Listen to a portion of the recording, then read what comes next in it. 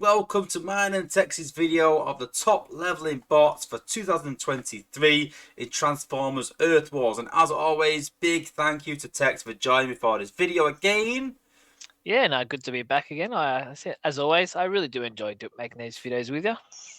Yeah, so today we thought we'd put our heads together about the top leveling bots. So if you're looking to get ahead in the game, get some more points on the board, be cost effective, be quicker leveling, whatever that might be, this is the video for you to know the top 15 bots for leveling in the game. So let's hit it straight off. So in 15th place we have No, aka No.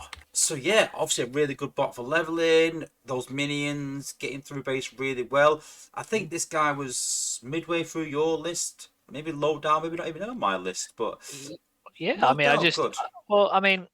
put his G1 core on. It's crazy. The speed boost, those minions, SA11, extra shark, mate. It's a one-man wrecking machine. Solo zone 14. This is obviously the zone adjustment. So to be honest, I think he would have no issues in zone 15. Now it's about finding the bots where what's going to make it easier for me to either gain points cheaply from my fuel, what's going to help me pair up with someone that's wearing an XP core, but basically still needs to do the bulk of the work. Decent health, again, and that control factor of pinpoint drop, that's what you're after. This you can path with the minions, right? Send them to your right, your main Nor is heading left or whatever, so that you keep that sort of thing.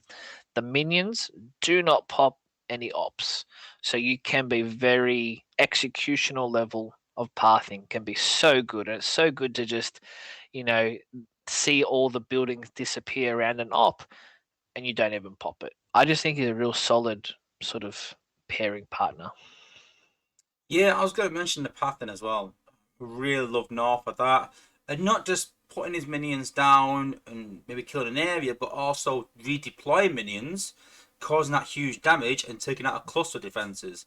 So nothing better than having 2 or 3 defenses in a cluster, dropping North's minion right in the middle of it, literally dropping another lot of minions higher up, clearing that cluster out, and then they start clearing the rest. Great, great for pathing. Really, really good. 14th spot we have Swoop, aka Scourge. Yeah, I'm surprised at this in your inclusion, not included on my list.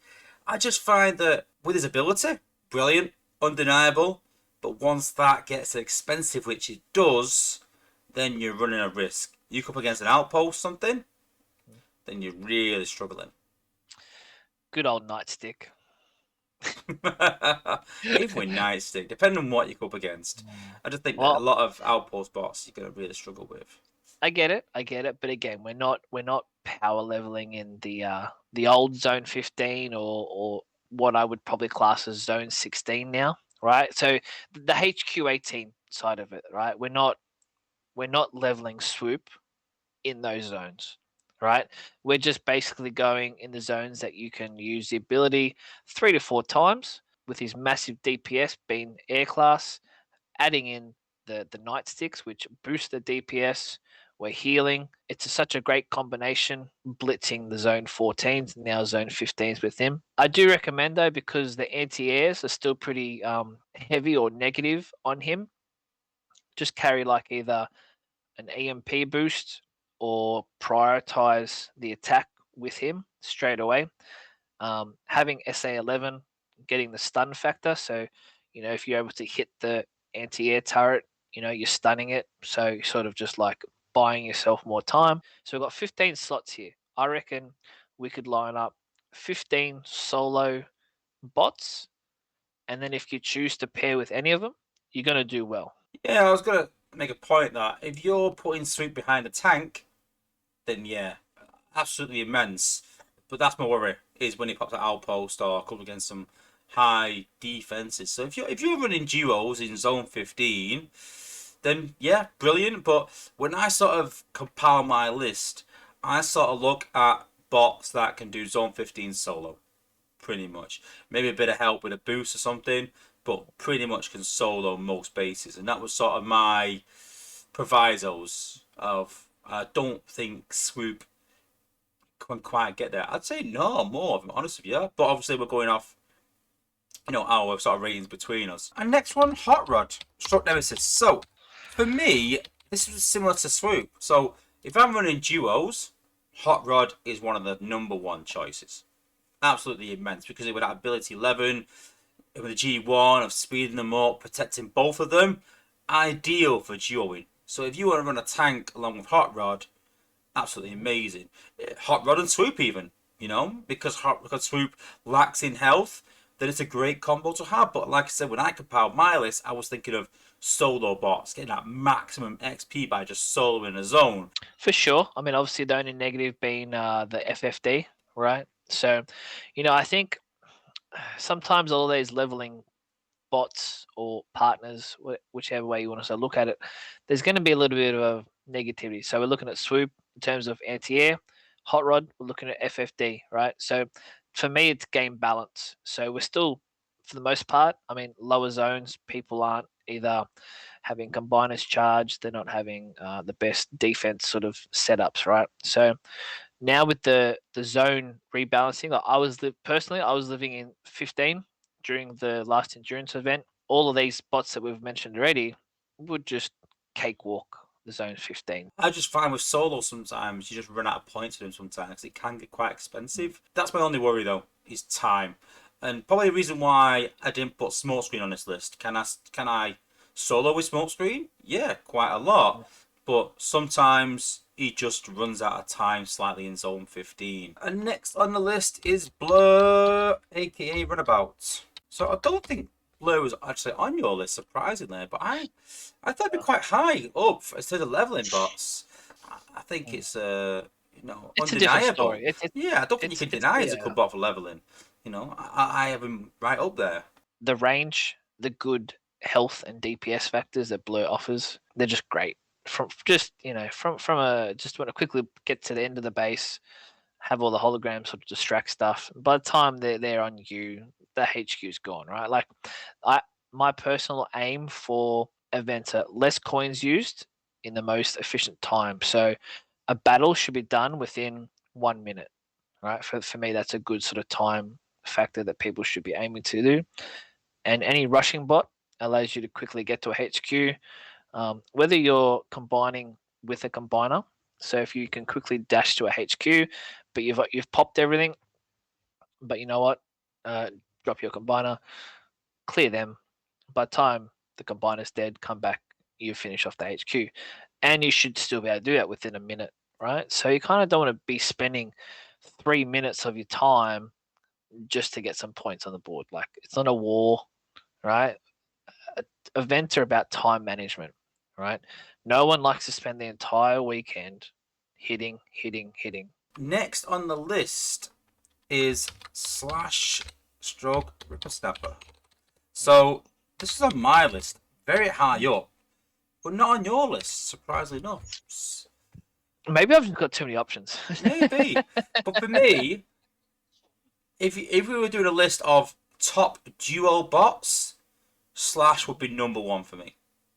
Literally number one. Literally, so the way I use Slash, when I'm Zen farming, whether it's events, is literally just clear some kind of area, then send Slash in. So it's great. Like I'm sure the setups are pretty standard. Megatronus, you can either then have like combat wise, we can either have Taraxodon, which is obviously gaining the No, health.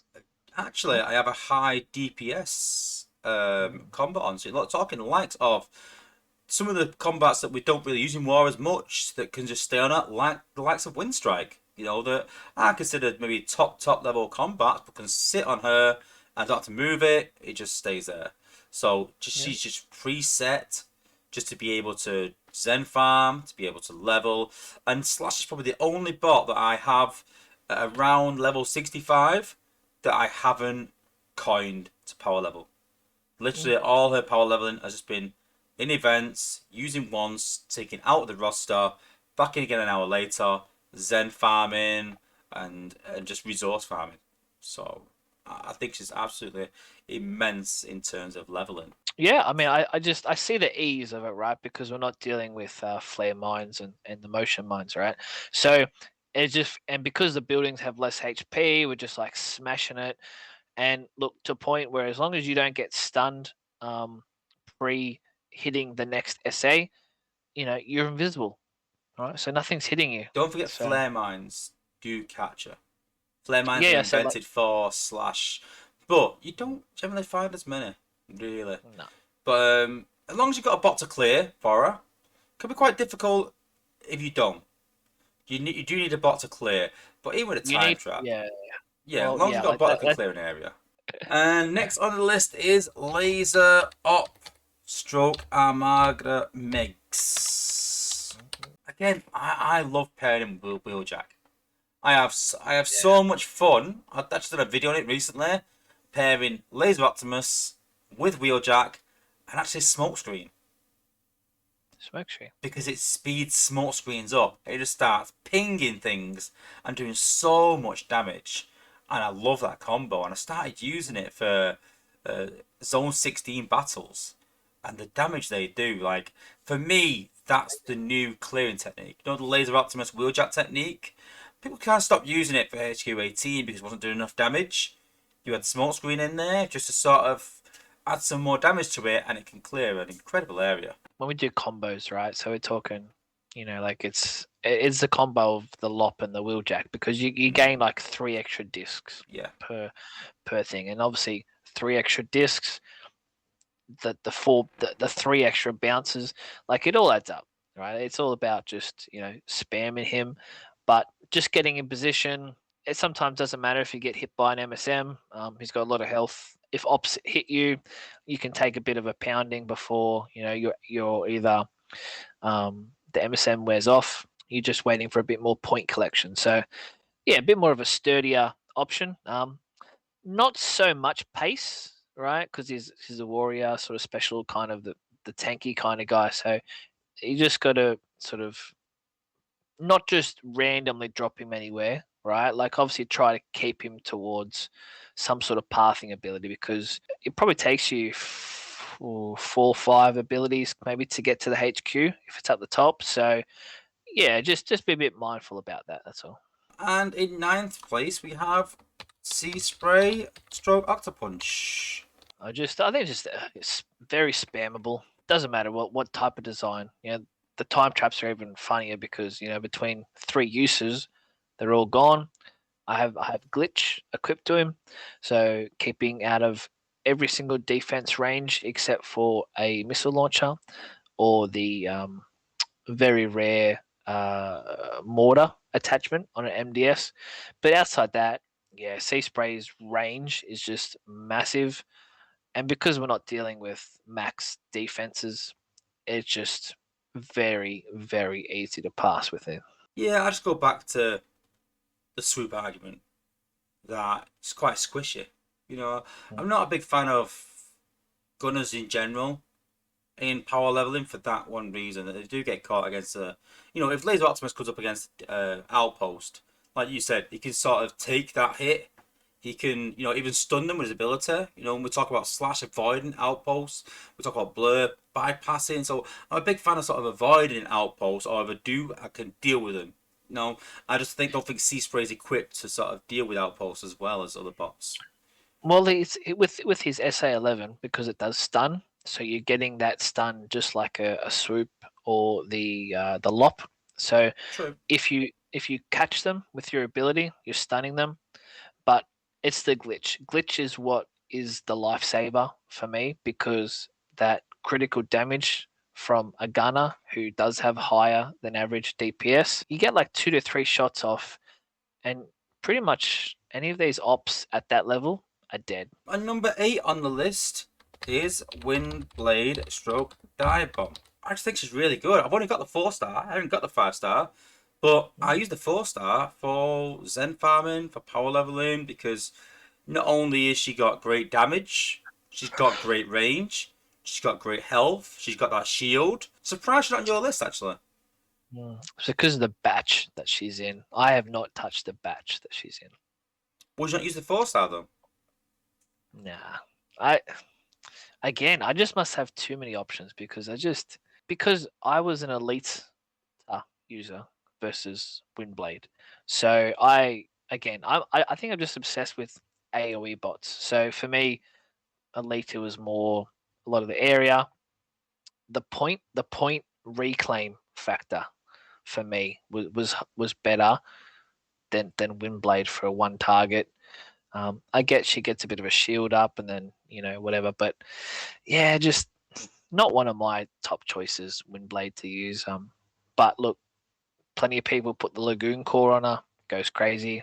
I get it, all makes sense. I think there's for me there's probably 20 plus options to solo bots in 14 and probably now 15 as well. And there's going to be a few that are missing off this list you know who can solo, but they're not the best. They're not the best choices. This is, I suppose, what it comes down to. And as these remaining choices sort of reveal themselves, people are going to go, "Oh yeah, I use them. I use them." Yeah, she does the job, and that's all I just put it down to. Yeah, just with the range she's got, I generally do one jump to the HQ, I let her just smash away, wait till her shield runs out, use her again, let her smash away, let that shield run out, use her again, and that's generally points run out, and then we just let her you put a rejuve on her, something like that to keep her alive, and she'll take that Yep. HQ down really easy. And like you said about a Golden Lagoon, I mean, there's quite a few bots on this list that you can put a Golden Lagoon if we're honest, Yeah. but she is a really good candidate for using the Lagoon though. Yeah.